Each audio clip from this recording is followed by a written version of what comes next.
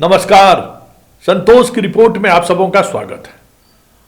और आज हम संतोष की रिपोर्ट में बिहार के उस सियासी संग्राम की चर्चा करने जा रहे हैं जिसकी बिसात हर पॉलिटिकल पार्टी ने बिछा दी है और अपने अपने तरीके से 2025 को साधने के लिए कह सकते हैं कि हर ऐसे प्यादे से लेकर सिपाही से लेकर मंत्री तक को दांव पर लगा दिया है। यूं ही जीतन राम मांझी का बयान नहीं बदला है। यूं ही जीतन राम मांझी का बयान चिराग को लेकर सॉफ्ट नहीं हुआ है। ये सियासत है और इस सियासत को समझने की जरूरत है। यूं ही नीतीश के तमाम योद्धा कहें या तमाम सिपह सालार कहें या तमाम उनके तर्कस के जितने तीर अभी फिलहाल बचे हुए हैं जिला सम्मेलन नहीं कर रहे हैं। चिराग पासवान भले ही 28 नवंबर के गांधी मैदान की रैली को स्थगित कर दिया हो, लेकिन उनकी यात्रा की व्यवस्था बिछा दी गई है। उनकी पार्टी के लोग, उनके सांसद, उनके आने वाले यात्रा की तैयारी में मीटिंगों का सिलसिला तेज कर दिया है। और बीजेपी कहने की जरूरत नहीं है, बीजेपी पूरी तैयारी में है और दिसंबर तक सभी जिले के अध्यक्ष की ही घोषणा नहीं करने वाले हैं। 15 जनवरी से एक रहो सेफ रहो के नारों के साथ एनडीए घटक दल के सभी नेता एक साथ बिहार के भ्रमण पर निकल रहे हैं। मतलब क्या है? चुनाव में अगर बात करें तो अभी 10 महीने का वक्त है, लेकिन 10 महीने पहले ही सभी पॉलिटिकल पार्टी अपने रण बांकुड़े को अपने कह सकते हैं कि दुर्ग से बाहर क्यों निकाल दिया है। या सब जो आराम फरमा रहे थे या यूं कहें कि थोड़ा रिलैक्स पोजीशन में थे, वो सारे के सारे मैदान में अचानक क्यों उतरने को आतुर है। संकेत साफ है कि चुनाव बिहार विधानसभा के बजट सत्र के बाद किसी भी समय घोषित हो सकता है। और ये मैं खबर पूरे दावे के साथ कह रहा हूं कि एनडीए घटक दल अप्रैल और मई में विधानसभा चुनाव कराने के लिए कमर कस दिया है। ये मैं एक आधिकारिक सोर्स के हवाले से नहीं कह रहा हूं, ये मैं एक ऐसे आधिकारिक कह सकते हैं कि संकेत के आधार पर कह रहा हूं जो संकेत जता रहा है कि नीतीश कुमार के नेतृत्व में चुनाव तो लड़ना है, लेकिन नवंबर तक इंतजार नहीं करना है।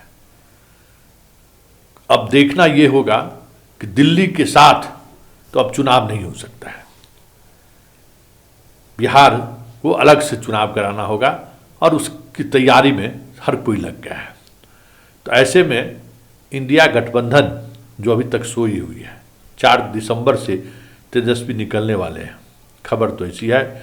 लेकिन जिस तरीके की बिसात एनडीए ने बिछाई है और तमाम एनडीए घटक दल के बीच आपसी खींचतान की जो बातें आ रही थी, उसको जिस तरीके से विराम लगाने की कोशिश हो रही है, संकेत साफ है कि पर्दे के पीछे कुछ न कुछ बड़ी बातें चल रही हैं। और पर्दे के पीछे वो क्या बातें हो सकती हैं? कौन है जिसके प्रति घटक दल के लोग ईमानदार हैं? कौन है ऐसे नेतृत्व करने वाले जिसको लेकर घटक दल के नेता सहज हो, चाहे वो चिराग हो, चाहे जीतन राम मांझी हो, चाहे बीजेपी हो, चाहे उपेंद्र कुशवाहा हो। एक ऐसा व्यक्ति है जिससे कोई सहज नहीं है, क्योंकि वो व्यक्ति अपनी सियासत जोड़ घटाव में अक्सर किसी न किसी रूप में तमाम जो योद्धा हैं उनको हैसियत में लाते रहे हैं, इसलिए दुश्मन नंबर 1 वो हैं, लेकिन मजबूरी है, जरूरी है कि उनके बगैर बिहार के सत्ता के शिखर पर पहुंचना फिलहाल सहज नहीं है। लेकिन सवाल आज वो नहीं है, सवाल ये है कि बिहार का विपक्ष जो पिछले 5 वर्षों के दौरान 19 से लेकर अब 25 तक आने को है, सत्ता में कैसे आए, सत्ता में कैसे बने रहें, इसकी जुगत में बिता दिया तो कोई बड़ी, ये मतलब यही मतलब है। पूरे 4 वर्ष तेजस्वी इसी जुगत में रह गए कि कब चचा का आशीर्वाद मिल जाए और हम मंत्री बन जाए, और लगभग 17 महीने वो मंत्री रहे भी। लेकिन इस दौरान उन्होंने जो खोया है शायद उसका एहसास उनको नहीं है। बिहार की राजनीति में या किसी भी प्रदेश की राजनीति में 10 वर्ष बहुत मायने रखता है, और तेजस्वी यादव बिहार की राजनीति में 9 वर्ष पूरा हो गया है और अब 10वें वर्ष में वो प्रवेश कर रहे हैं। और इस बार अगर सत्ता में उनकी वापसी नहीं हुई तो कह सकते हैं कि 2 इंड का बोर्ड लगना तय है, क्योंकि अब बहुत हो गया।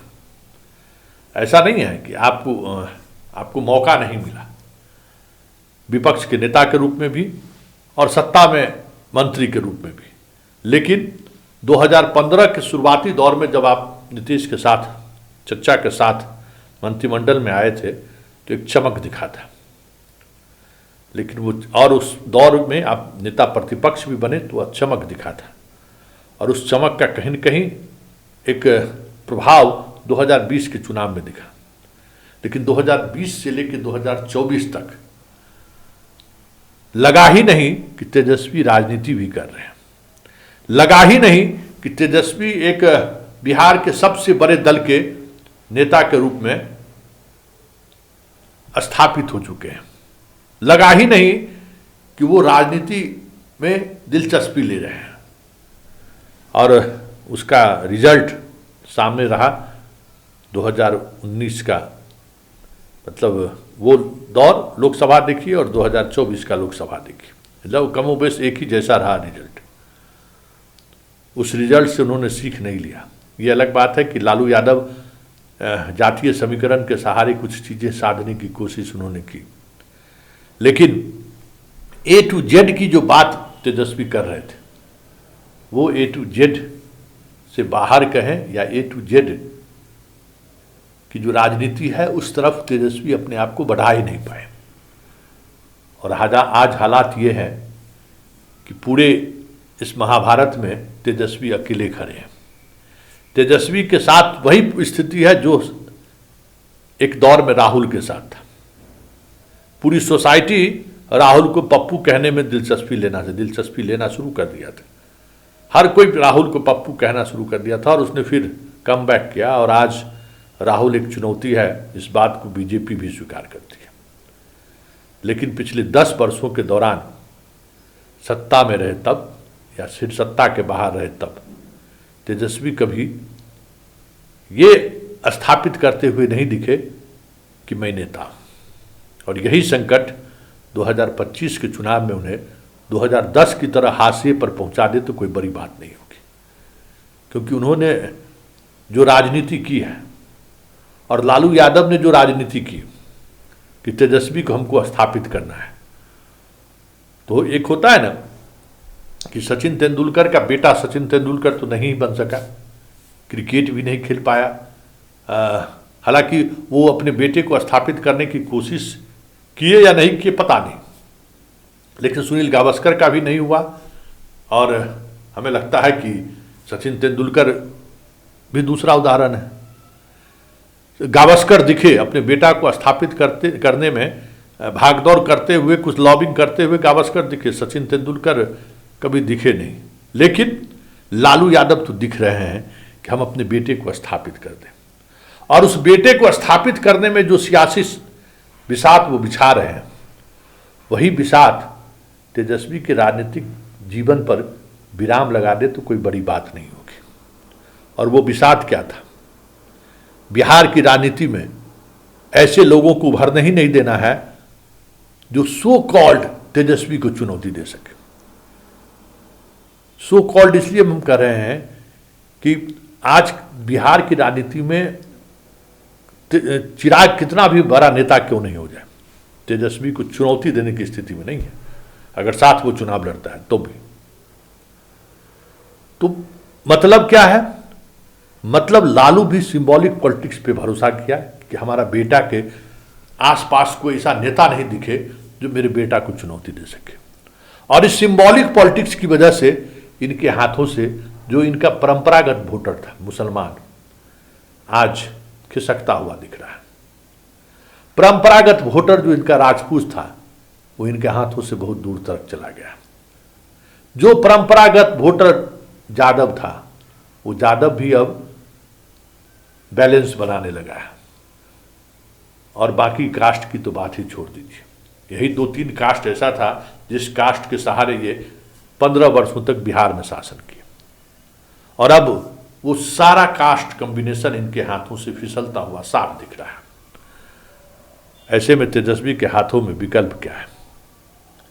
क्योंकि तेजस्वी जनता के सामने जब खड़े होते हैं तो उनके साथ उनके पिता का वो विरासत भी खड़ा रहता है, जो विरासत जंगल राज चीख चीख कर कहता है। और उस विरासत को बदलने का 2 बार मौका इनको मिला। 2015 में भी मौका मिला और फिलहाल इनको इस बार भी मौका मिला, लेकिन वो स्टैंड लेते हुए नहीं दिखे। चाहे वो सुधाकर सिंह का इशू हो, शायद सुधाकर सिंह का इशू पे अगर ये नीतीश से स्टैंड ले लेते तो भले सरकार गिर गई होती। आज नीतीश के सामने आंख से आंख मिलाकर बात करने की स्थिति में तेजस्वी यादव होते। कई ऐसे मौके मिले जिस मौके को वो भुना सकते थे, जिस मौके के सहारे नीतीश को चुनौती दे सकते थे। बीजेपी तो लड़ाई में है ही नहीं। मतलब बिहार की राजनीति में बीजेपी लड़ाई में नहीं है, ये तय मानिए। और न बीजेपी की हैसियत है कि सीधी लड़ाई में वो तेजस्वी यादव को परास्त कर सके। उसको भीष्म पितामह की तरह सामने में तीर धनुष के साथ नीतीश जैसा योद्धा को खड़े रखना तो पड़ेगा, चाहे भले वो मुखौटा ही क्यों ना हो। उसके बगैर इस सेना को परास्त करना मुश्किल है। तो बीजेपी की तो बात ही नहीं है। बीजेपी न जंगल राज कहने की स्थिति में है, न जंगल राज का इंपैक्ट पड़ने वाला है बीजेपी के कहने से। इंपैक्ट पड़ने वाला है तो सिर्फ नीतीश और नीतीश के कहने पर, जो आज भी उस नैरेटिव को बनाए रखना चाहते हैं। ऐसे में सवाल उठना लाजमी है कि तेजस्वी के पास विकल्प क्या है। पटना छोड़िए, अपने दैन दैन की जिंदगी से बाहर निकलिए। आप ये सोचिए ये आपका आखिरी पाली है, आपके राजनीति का ये आखिरी पाली है। और इस पाली में अगर अपने आप को नहीं संभाल पाए तो फिर इतिहास आपको दोबारा मौका देने वाला नहीं है। ये तय मानिए, ये तय मानिए कि नीतीश जिस राजनीति की तरफ बढ़ रहे हैं, अभी मनोरमा देवी आपके पास से गए हैं, नवादा वाले भी गए, और धीरे धीरे और यादव छत्रप को वो तोड़ लेंगे चुनाव आते आते, ये भी तय मानिए। क्योंकि आपके कैंप में इस बात को लेकर दहशत है। हर विधायक, अभी तक हमको लगातार इस सत्र के दौरान लगभग 40-45 राजद के विधायकों से हमारी बात हुई है। हर कोई सशंकित है कि हम जीत पाएंगे कि नहीं पाएंगे। और जब चुनाव मैदान में जाने से पहले आपके योद्धा के दिल में अगर ये डर बैठा हुआ है कि हम जीत पाएंगे कि नहीं पाएंगे, तो फिर ऐसे हारे हुए योद्धा के सहारे आप चुनाव जीतने की बात सोच कैसे सकते हैं? बड़ा सवाल है। आपका हर एक विधायक डरा हुआ है कि तेजस्वी के नेतृत्व में हम चुनाव नहीं जीत पाएंगे। जदयू के भी कई ऐसे विधायक हैं जो आपके साथ जा सकते थे, क्योंकि वो जदयू में असहज नहीं है, लेकिन वो भी कदम नहीं बढ़ा पा रहे हैं कि उनको भी इसी बात को लेकर खतरा है कि तेजस्वी के नेतृत्व में हम चुनाव जीत पाएंगे कि नहीं पाएंगे। बड़ा सवाल है। और जब लीडरशिप पर ये अभरोसा हो जाए कि हम चुनाव जीत पाएंगे कि नहीं, खेल क्रिकेट जीत पाएंगे कि नहीं, तो फिर उस लीडरशिप क्या कह सकते हैं कि उल्टी गिनती शुरू हो गया। भरोसा ही नहीं है, तो फिर ये भरोसा आएगा कहाँ से? सीधे उतरिए और जिस गलती को आप दोहराए हैं, जिस गलती की वजह से आज आप इस स्थिति में पहुंचे। आप ये मान के चलिए कि आप 2010 वाली स्थिति में हैं। डबल डिजिट में आरजेडी बिहार में पहुंच जाए तो कोई बहुत बड़ी बात होगी, सो कह देते हैं। आपके पास कोई विकल्प नहीं है। तो फिर ऐसे में इस चुनावी बिसात को, ये जो बिसात बिछाई जा रही है, इस बिसात में टिके रहने के लिए मुकेश सहनी जैसा, कह सकते हैं कि सांकेतिक जो पॉलिटिक्स है ना, उससे नहीं होने वाला है। मछली खा के हेलीकॉप्टर में घूमकर राजनीति नहीं साधी जा सकती है। रोड पर उतरना पड़ेगा, जनता के बीच जाना पड़ेगा। कितना आक्रोश है नीतीश और बीजेपी के खिलाफ, इसका आइडिया शायद आपको नहीं हो, शायद आपको इसकी आइडिया इसकी ये चीज आप नहीं समझ रहे हैं। आप अपनी बहन को, आप अपनी माँ को राजनीति में उनकी सक्रियता बढ़ाइए, महिलाओं के बीच जाने के लिए प्रेरित करिए अभी से ही। महिलाओं के बीच जाकर वो ये जो माहौल है शराबबंदी को लेकर, भ्रष्टाचार को लेकर, ये बात करने वाली, ये बात की चर्चा होनी चाहिए हर चौपाटी पर। 2025 की सारा समीकरण ध्वस्त हो जाए तो कोई बड़ी बात नहीं होगा। याद रखिएगा, परीक्षा में जिस स्तर पर धांधली हुई है, परीक्षा में जिस तरीके का खेल चल रहा है, बिहार में भ्रष्टाचार जिस तरीके से चरम पर है, ब्यूरोक्रेसी चरम पर है, ब्यूरोक्रेसी का नौकरशाही का जो एकदम उग्र रूप देख सकते हैं या नंगा नाच देख सकते हैं, वो चरम पर है। लेकिन बिहार की जनता विकल्पहीनता का शिकार है, क्योंकि सामने जो विकल्प है, उस विकल्प के बारे में ये दिखाया जा रहा है कि ये भूत है, उधर मत जाओ। रात के अंधेरे में जो चीजें दिखाई जाती है ना, बच्चा को डराया जाता है, उधर उधर मत जाओ, उधर भूत रहता है। तो जो विकल्प है, उस विकल्प की छवि भूत जैसी छवि है, हर किसी को डराया जाता है, और उस डर को निकालने में विपक्ष कामयाब नहीं हो रहा है। और यही वजह है कि तेजस्वी या तो जनता के बीच जाए, ऐसे लोग, कन्हैया पप्पू यादव जैसे लोग हैं, उन लोगों को जोड़े, भाकपा माले के जो लोग हैं उनको जोड़े, सामूहिक तौर पे अटैक करे सरकार पर।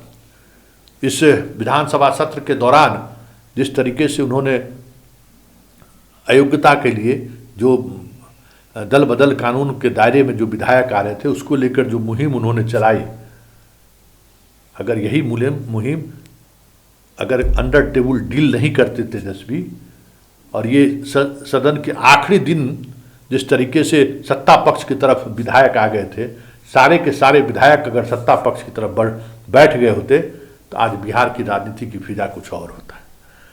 तो ये जो है ना, हम लोग क्या कहते हैं, सांप छुछुंदर वाला हाल, कक्का का चेहरा भी देखते हैं और सियासत को भी देखते हैं, नहीं चलेगा। ऐसे में ससरफानी से कहते हैं ना कि ससरफानी लग के खत्म कर लिया। तो अब कक्का का अगर चेहरा देखते रह गए तो ये तय मानिए कि 2025 में आपकी वो दशा होगी जिसकी कल्पना लालू यादव और राबड़ी देवी सपना में भी नहीं कर रहे हो।